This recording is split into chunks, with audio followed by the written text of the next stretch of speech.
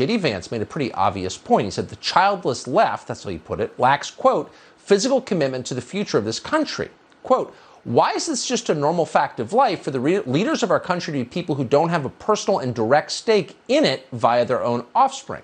That's what he asked, and they went completely bananas. What I was basically saying is that we're effectively run in this country via the Democrats, via our corporate oligarchs, by a bunch of childless cat ladies who are miserable at their own lives and the choices that they've made, and so they want to make the rest of the country miserable too. And it's just a basic fact. You look at Kamala Harris, Pete Buttigieg, AOC, the entire future of the Democrats is controlled by people without children.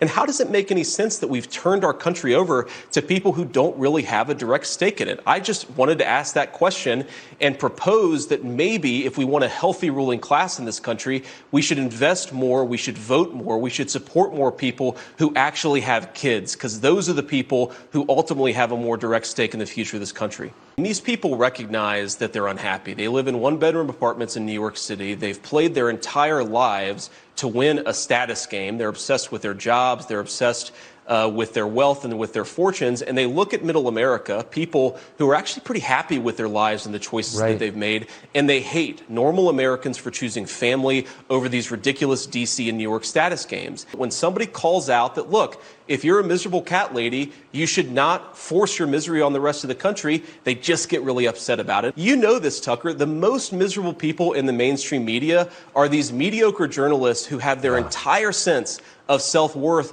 wrapped up in their crappy jobs instead of in their families. People who know where they came from, people who go home at night and see the face of a smiling kid, whatever their profession, I think they're happier, I think they're healthier, and they're going to be better prepared to actually lead this country. Maybe if you two weren't such boner killers, women would want to have more children. Every baby we don't give birth to is one less baby that could grow up to be the next Elon Musk. I'm miserable on the beach, and then here I am miserable on the top of a mountain, and then here I am miserable scuba diving,